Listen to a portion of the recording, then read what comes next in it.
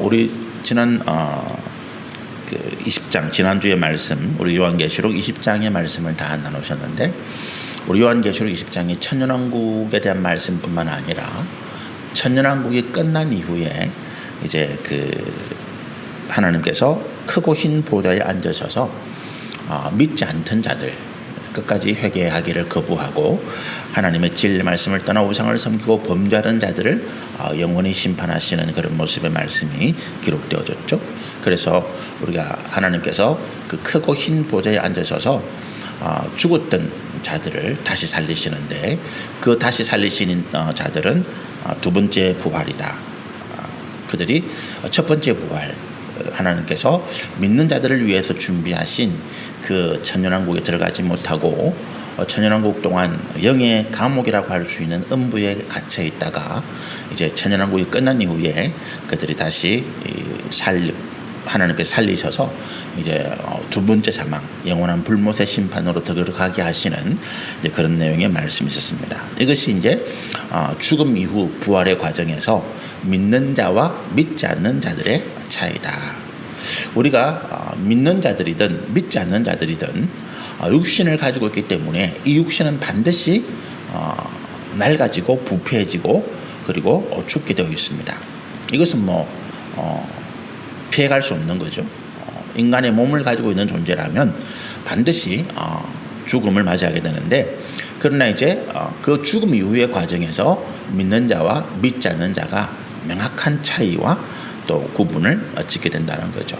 말씀드린 것처럼 가장 먼저 첫 번째 부활하게 될 이들은 예수를 믿는 자들이 그 육신이 다시 살아나고 또 하늘에 있던 낙원에 있던 영이 그 육신과 결합되어져서 영원히 썩지 아니할 완전한 몸으로 부활하게 됩니다. 그리고 그 부활한 몸이 이제 천년왕국에 들어가서 천년 동안 하나님 예수님과 함께 왕노릇하고 영광과 상급을 누리다가 천년이 끝난 이후에는 다시 죽지 않습니다. 심판받지 아니하고 오늘 21장에 기록되어 있는 하나님께서 예비하신 새 예루살렘 성에 들어가서 영원한 생명을 누리게 됩니다. 이것이 이제 믿는 자들의 부활의 모습이고 믿지 않는 자들은 죽은 이후에 그들이 육신은 썩어지고 그 영은 음부에서 여전히 고통을 받죠. 그냥 간단하게 갇혀 있는 것이 아니라 그 음부에서도 여전히 고통을 받게 됩니다. 그러다가 이제 천년왕국의 모습을 그들이 보게 되죠.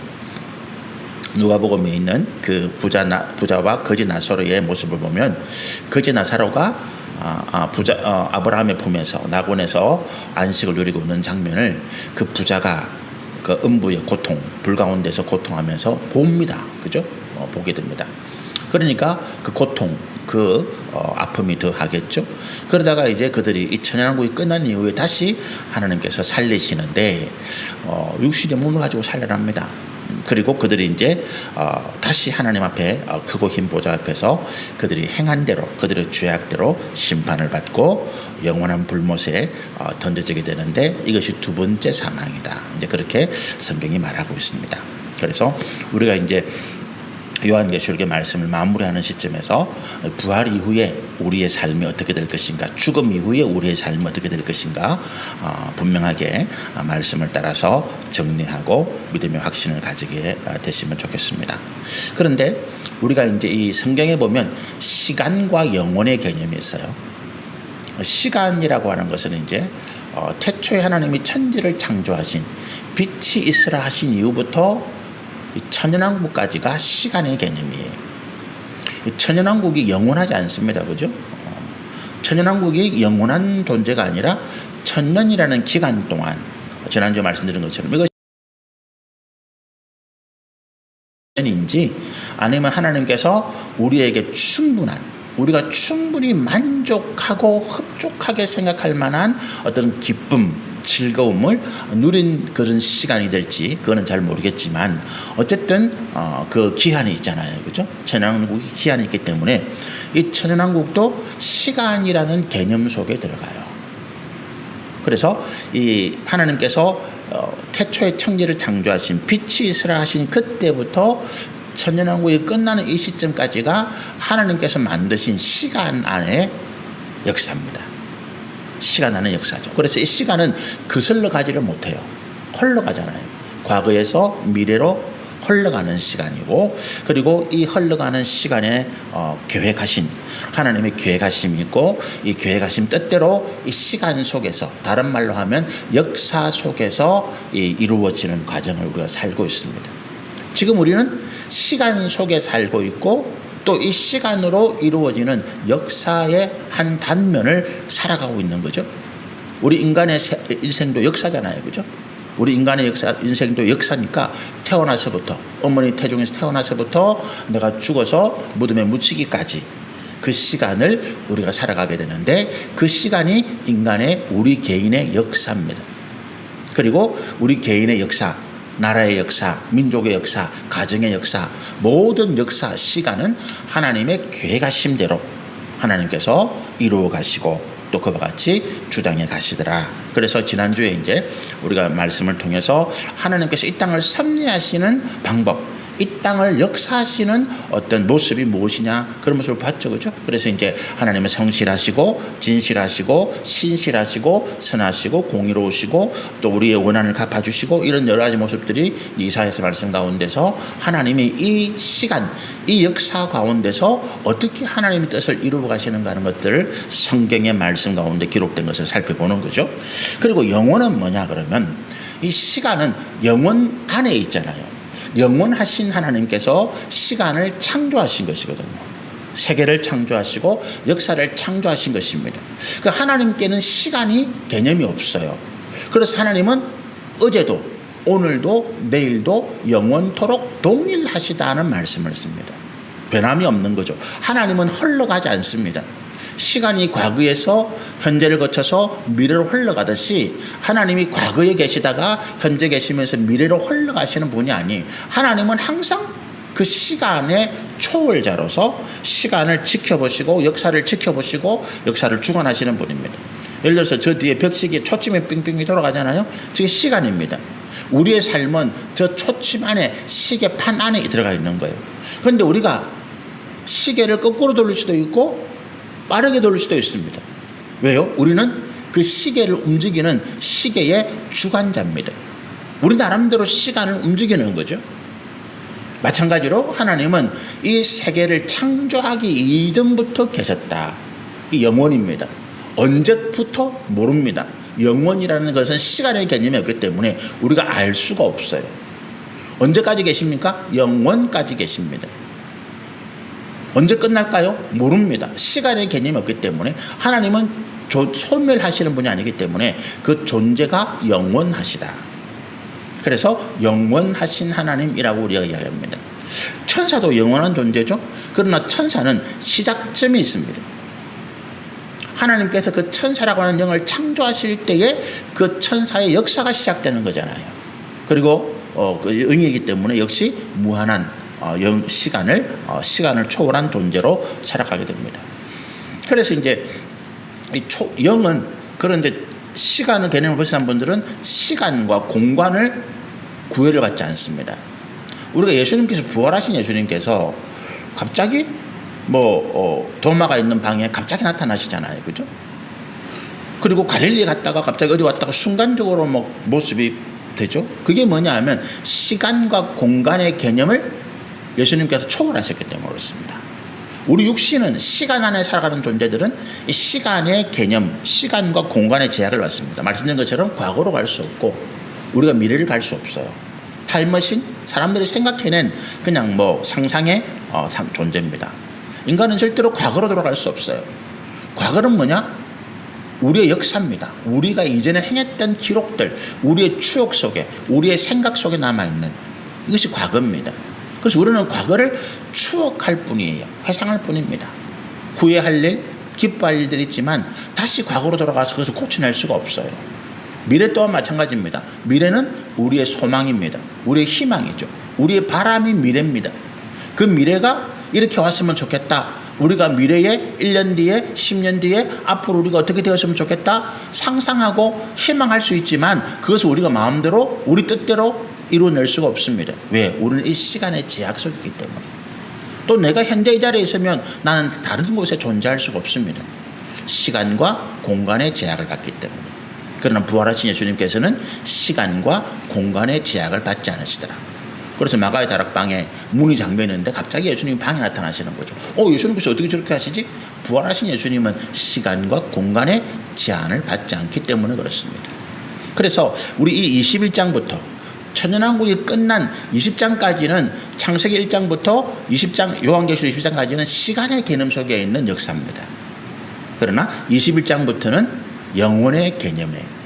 이제 이 21장부터 일어나는 사건들은 하나님께 절대로 변하지 않는, 흐르지 않는 그대로 정물화가 아닙니다. 그 역사, 그 살아계심이 그대로 보존되어지고 영원토록 우리가 그 은혜를 누리게 되는 그런 모습이 이제 2000년왕국 끝난 영혼의 개념 가운데 있다. 우리는 그 세상을 살아간다. 우리가 지금 시간을 살아가지만, 역사 속에 살아가지만 영혼을 살아가는 존재이기도 합니다. 왜? 우리가 이 하나님의 약속의 말씀 안에 있기 때문에 그렇습니다. 우리가 이 하나님의 약속의 말씀 안에 있기 때문에 어떻다고요? 우리는 지금 하나님의 약속의 말씀의 믿음 안에서, 믿음으로 우리는 앞으로 이루어질 일들을 본다라고 히브리서가 이야기하잖아요. 믿음은 바라는 것들의 실상입니다. 실제다. 우리가 꿈꾸고 소망하는 것들의 실제 모습이 믿음 가운데 있다. 그래서 우리가 믿음으로 이 하나님의 말씀의 약속을 바라볼 때 우리는 그 영원 속에 살아가는 그런 존재. 육신은 우리가 죽어지지만 우리 믿음의 삶, 우리 영혼은 영원토록 이 하나님 은혜 가운데 그대로 살아간다. 그래서 우리가 이 요한계시록 21장의 말씀은, 또 22장의 말씀은 영혼의 개념, 하나님께서 앞으로 우리 가운데 우리의 미래를, 우리가 죽고 난 이후에 천연왕국까지만 해도 미래지만 그거는 역사 속에, 시간 속에 이루어지는 것이고, 그것들이 끝난 다음에는 도대체 우리는 어떻게 될까? 거기에 대한 말씀들을 21장부터 하고 계시더라. 1절에 보니까 또 내가 새 하늘과 새 땅을 보니 처음 하늘과 처음 땅이 없어졌고 바다도 다시 있지 않더라. 여기서 두 가지 어떤 존재가 나타나죠. 새 하늘과 새 땅, 그리고 처음 하늘과 처음 땅, 바다. 대조되는 두 개념입니다. 새 하는 거 보시니까 이전과는 다른 새로운 것이죠. 그죠? 그리고 이제 처음 하늘, 처음 땅, 처음 바다는 뭡니까? 말씀드린 것처럼 시간의 개념 속에 있던, 창세기 1장에 하나님께서 창조하신 바다, 그리고 하늘, 땅이잖아요. 그것들이 언제까지 존재했다? 천연왕국까지 존재한 것입니다. 천연왕국 존재했던 그 처음 하늘, 처음 바다, 처음 땅이 없어진 거예요.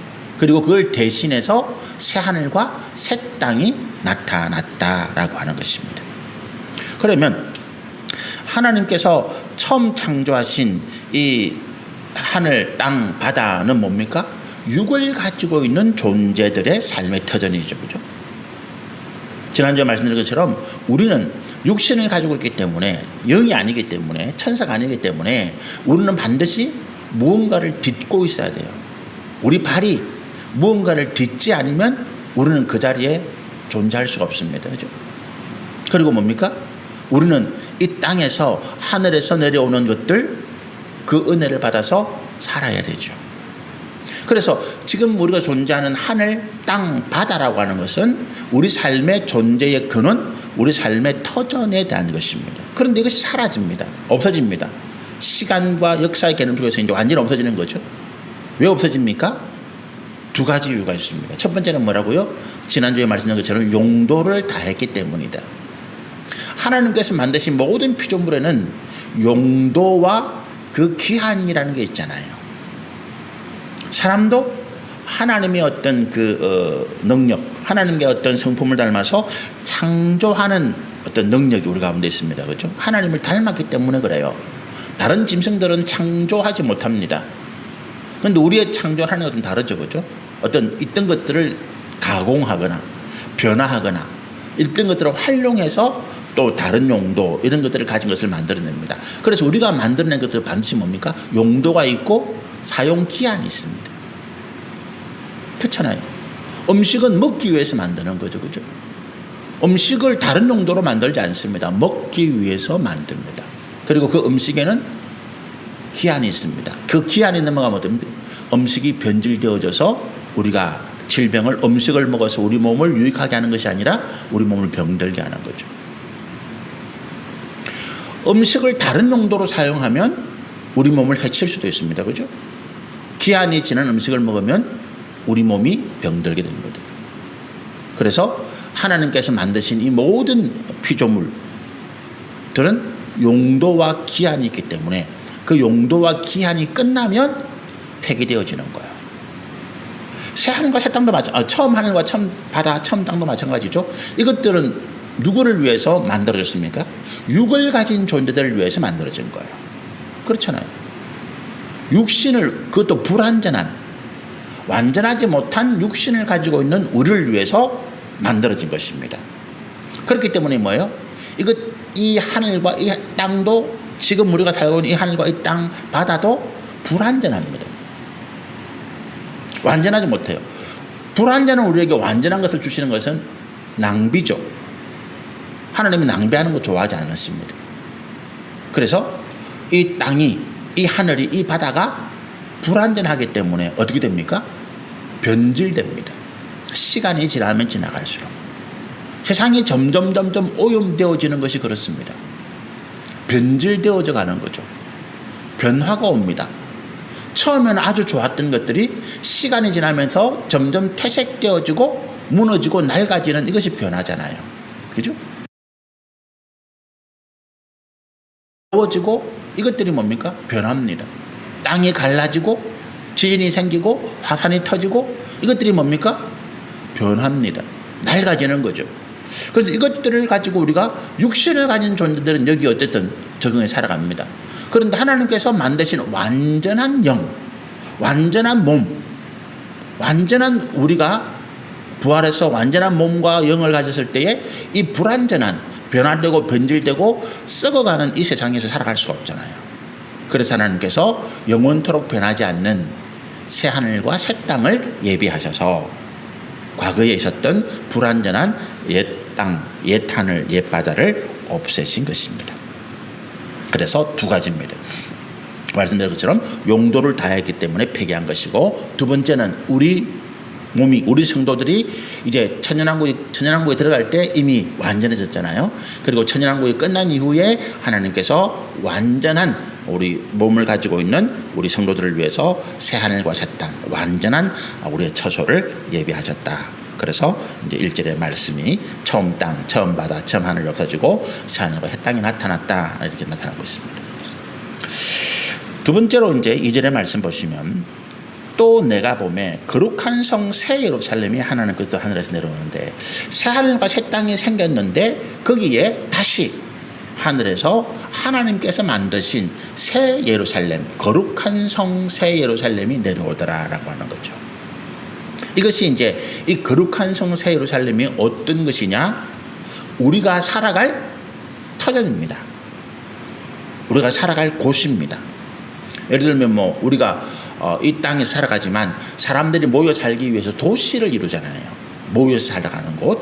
그것이 이제 우리 새 예루살렘 성이라고 보시면 됩니다. 하나님께서 만드신, 우리가 거주할 수 있도록 만드신 새 예루살렘 성, 거룩한 성.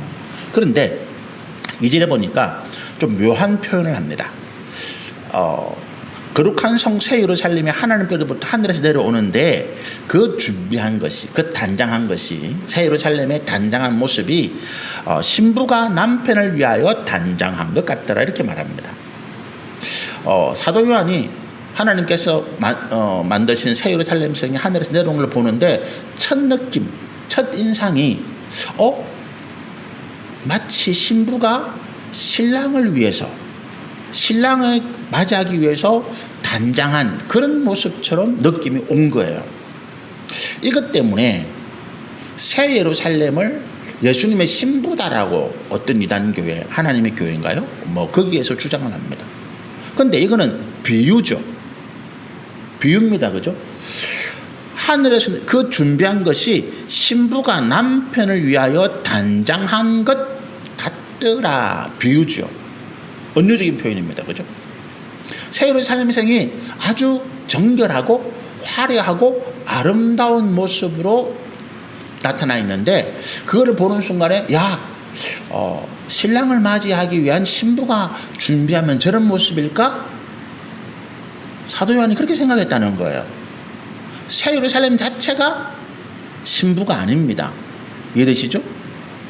새 예루살렘 성이 신부가 아니에요. 이거 새 예루살렘 뭡니까?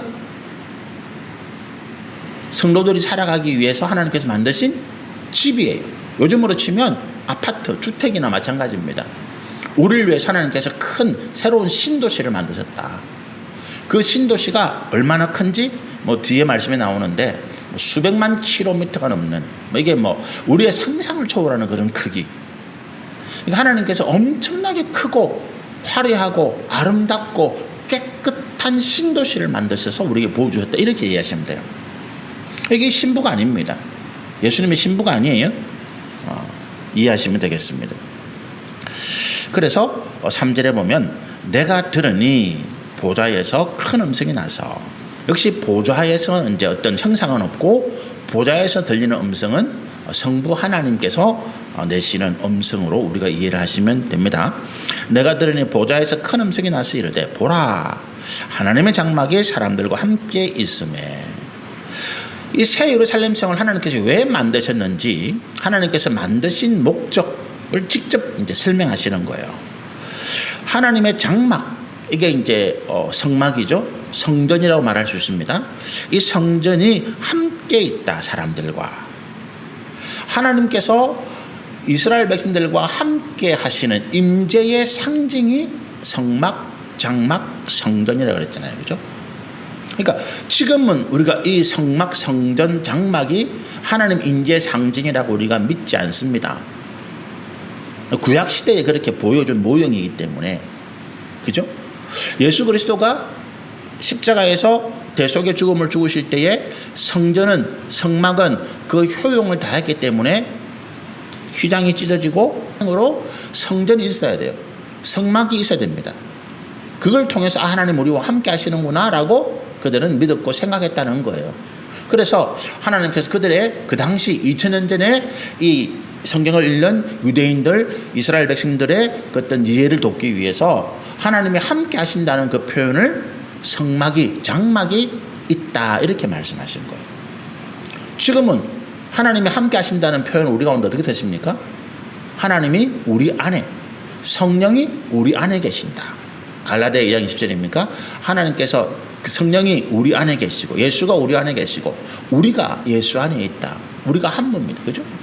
그게 증거예요.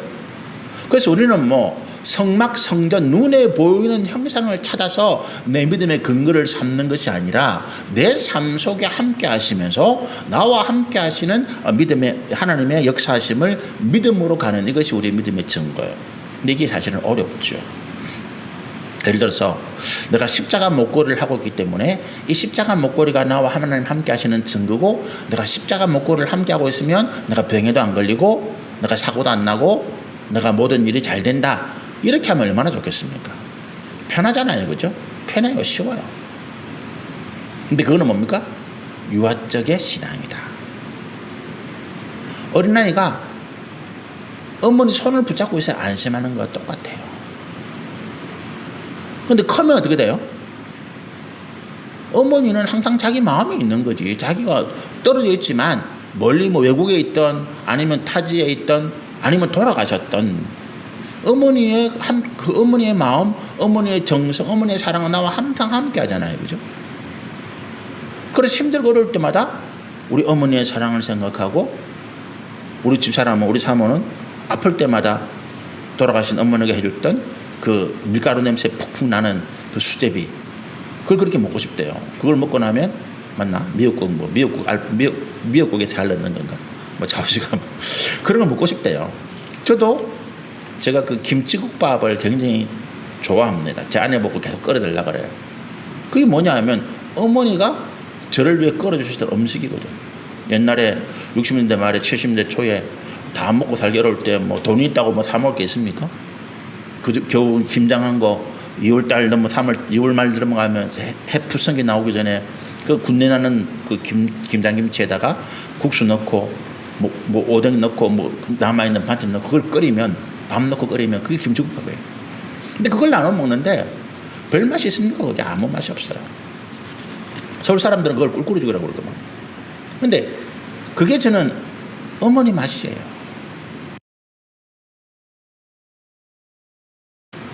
우리 어머니 고생한 것 생각도 하고 그렇습니다. 그러니까 뭐예요? 우리가 눈에 안 보이는 것을 의지하는 것이 사실은 힘들어요. 근데 그것이 믿음의 성숙함입니다. 어른이 되면 우리가 눈에 보이는 것을 의지하는 것보다 눈에 보이지 않는 것을 의지하는 것이 우리 힘이 돼요. 믿음의 성숙입니다. 우리가 눈에 보이는 십자가, 뭐 성경책, 아니면 무슨 말씀, 무슨 뭐 암송, 뭐 이런 연말에 나눠주는 축복의 말씀, 이거 의미가 없어요. 뭐가 중요합니까? 하나님이 나와 함께 하신다. 지금 하나님이 나와 함께 하신다. 이 믿음입니다. 이 믿음으로 우리가 승리하게 되시기를 소원합니다. 그래서 하나님이 함께 하신다. 하나님이 함께 하시기 위해서 이 새 예루살렘 성을 만드신 거죠. 이 땅에는 불이 죄악이 있기 때문에 하나님 함께 하실지 못할 때가 많잖아요. 그러나 새 예루살렘 성은 성결하고 거룩한 죄가 없는 곳이기 때문에 하나님은 우리와 함께 영원히 함께 하실 수 있고, 그 다음에 어떻습니까? 우리는 하나님의 백성이 되고 하나님은 우리의 아버지가 되시더라. 여러분, 저는 이 한마디 말씀에 사실은 우리가 고생한 모든 것들을 다 보상받는다고 봐요. 성경이 잠언이 시편 이런 말씀을 해요. 하나님을 자기 하나님으로 삼는 백성은 복이 있다. 하나님을 향해서 하나님은 내 하나님이야. 하나님을 향해서 하나님은 우리 아버지야 라고 말할 수 있는 신앙. 우리가 그런 신앙, 그런 고백을 할 수 있다면 이 땅에 어떤 어려움, 어떤 환난, 어떤 핍박, 어떤 고난이 있다 할지라도 나는 이길 수 있다. 지난주에 제가 굉장히 좀 안타까운 소식을 들었습니다. 구체적으로 얘기해서 말씀을 드릴 수 없지만 우리가 참 힘들고 어려운 시절을 보내잖아요. 특히 이제 우리 개척교회 사모님들, 큰 교회 사모님도 마찬가지겠지만 사실은 목사보다도 더 마음의 부담, 마음의 상처, 고통을 안고 살아가는 분들이 사모예요. 목사는 집에서 큰 소리 치잖아요. 집에서 왕이거든. 성도들한테 막 스트레스 받은 거, 교회 스트레스 받은 거 집에 가면 막 다 풀어요. 막 화내고 막 고함 지르고. 사모님들은 교회에서 성도들에서 스트레스 받고 남편에서 스트레스 받고 또 자녀들에서 스트레스 받고 풀 데가 없어요.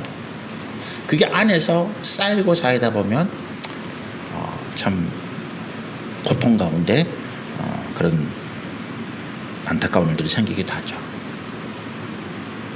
그런데 그럴 때마다 하나님이 내 하나님이야. 그죠? 하나님이 내 하나님이야. 남편도 내 편이 아니고 자녀들은 말썽 피우고 교회는 나날이 어려워져 가고 성도들이 떠나가고 비전이 안 보이는 거지. 앞길이 캄캄한 거지. 내가 언제까지 이 길을 가야 될까? 이 고통과 이 절망과 이 아픔의 길을 내가 가야 될까? 끝이 있는 거죠. 이 말씀입니다. 우리는 시간의 흐름 가운데 우리가 참 경유, 고통의 흐름 가운데 살아가는데 그러나 이것이 종착점이 있더라. 그 종착점이 뭐라고요? 영원한 하나님의 나라. 우리 하나님이 내 하나님이다. 봐라, 저분이 내 하나님이야. 저기가 내가 가야 할 본향이야. 말할 수 있는 곳이 있더라. 그것을 마음에 품고 우리가 이기게 되시기를 소원하고 축복합니다. 특별히 우리 개척교회 사모님들 하나님께서 큰 위로와 용기를 주시기를 소원합니다. 5절 사절에 보니까 하나님께서 이제 만드신 두 번째 목적이에요. 첫 번째는 성도들과 함께 하기 위해서, 영원토록 함께 하기 위해서. 구약시대에는 떠났다 하나님 떠나기도 하시고, 또 신약시대에는 우리가 하나님 안 보이니까 잊어버리기도 하고 낙심하기도 하는데, 우리가 완전한 영을 가진 상태에서 하나님 보이거든요. 하나님 영원히 함께 하시기 위해서 거룩한 새 예루살렘 성을 만드셨고, 두 번째는 4절에 보면 모든 눈물을 그 눈에서 닦아주시고 다시는 사망이 없고 애통하는 것이나 곡하는 것이나 아픈 것이 다시 있지 않고 처음 것들이 다 지나갔다. 뭡니까? 눈물, 애통, 아픔.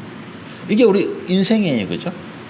우리 인생의 세 가지 하나님께서 딱 단어로 우리 인생을 딱 이렇게 표현하셨는데 눈물이에요. 이 눈물은 뭡니까? 고통의 눈물입니다. 후회의 눈물이기도 하고 탄식의 눈물이기도 하고 기쁨의 눈물도 있겠죠. 그러나 눈물을 흘린다고 할 때 그 눈물은 기쁨의 눈물이라기보다도 뭡니까? 고통, 탄식, 절망 가운데 부러지는 눈물이 많겠죠. 애통입니다. 창자가 끊어지는 것 같은 아픔이에요.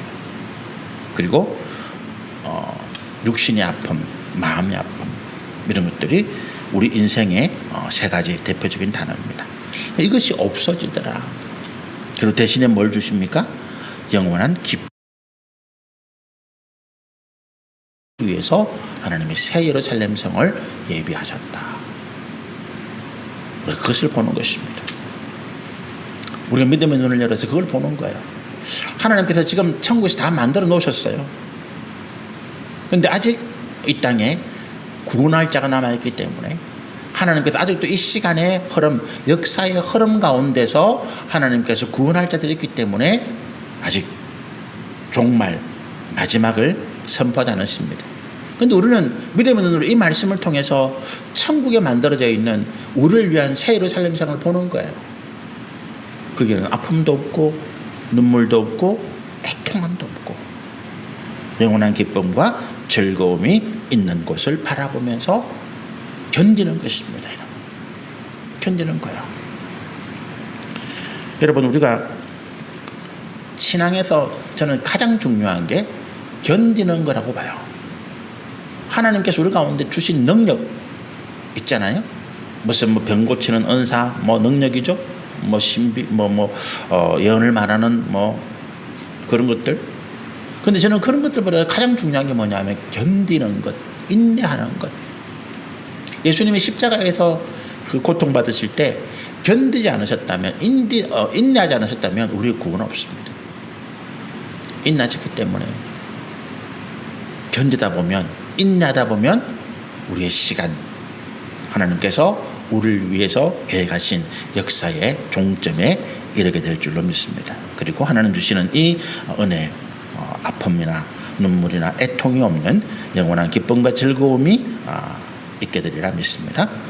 5절에 보니까 새 예루살렘 성을 준비하신 하나님의 목적과 계획 세 번째인데 같이 읽어보실까요?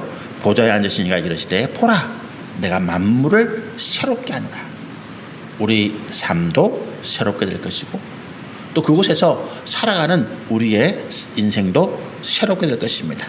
낡아지고 부패하고 또 처음에서 점점 변화되어서 쇠퇴하는 그런 모습이 세상이 아니라 생명과 기쁨과 영광이 영원토록 변함이 없는 하나님이 만드신 그 아름답고 영광스럽고 그 좋은 것들이 처음부터 끝까지 써도 새 것이에요. 사용해도 낡아지지 않고 새 것 그대로입니다. 처음에 좋았던 감정이 시간이 지나면 없어지잖아요. 그렇죠? 우리가 아무리 좋아도 시간이 지나면서 그 좋아하는 감정들이 식어지더라고요. 사랑이 왜 변하더라고요. 변해서 변하는 것이 아니라 처음 봤던 그 좋았던 감정, 설렘, 기쁨들이 늘 보다 보니까 너무 익숙해져서 그게 이제 덤덤해지는 것 같아요. 변하죠. 그러나 이 하나님의 나라 새 예루살렘 성에서는 영원한 성의 삶에서는 그 처음의 설렘, 기쁨, 아름다움 이런 것들이 변하지 않고 시간이 지나고 날이 가고 세월이 가도 그대로인 거예요. 또 보면 볼수록 좋고 기쁘고 감사하고 아름답고 그런 세상을 우리가 살아가게 될 것입니다. 여기까지 말씀을 전하겠습니다. 6절부터 8절까지는 하나님께서 이 새 예루살렘 거룩한 성 새 예루살렘 성에 대한 이제 그런 내용들을 말씀하신 이후에 선포하시는 내용이 나오는데 그 다음부터는 다음 절에 계속해서 말씀을 함께 나누시면 좋겠습니다. 여러분, 우리가 시간 속을 살고 있습니다. 역사의 흐름 속에 살고 있어요. 우리가 2000년 역사, 고려의 뭐 신라의 1000년, 뭐 고려의 뭐 500년, 조선의 500년 뭐 그런 역사들을 우리가 어떻게 봅니까? 책에서 보면 뭐 1시간 30분이면 다 봐요. 그런데 우리가 살아가는 이 60년, 70년, 80년 인생은 참 깁니다. 그리고 순간순간마다 기쁨, 아픔, 고통, 슬픔을 내 가슴 속에 새겨갑니다. 남의 시간은 왜 그래 잘 가는지. 근데 내가 당하는 시간들은 정말로 더디게 가고 아프고 힘들고 눈물이 납니다. 그런데 우리는 영원을 살아갑니다. 하나님께서 말씀하신 그 말씀 속에 있는 기쁨, 즐거움, 영원토록 변하지 않는 그 하나님의 은혜를 내가 바라본다면 이 시간 짧게 지나갈 수 있습니다. 우리가 하나님 앞에 서게 될 때에 그 야곱의 고백처럼 야곱아, 네 몇 년 살았냐? 야곱이 고백합니다. 하나님께 130년 살았는데요. 험악한 세월을 살았습니다. 우리는 어떻게 고백할까요? 하나님 내가 70년, 80년, 90년 살았는데 하나님의 나라를 소망하면서 한순간처럼 지나왔습니다. 하나님. 그런 고백이 저와 여러분 가운데 있게 되기를 소원합니다. 우리 기도하겠습니다. 주님 감사합니다.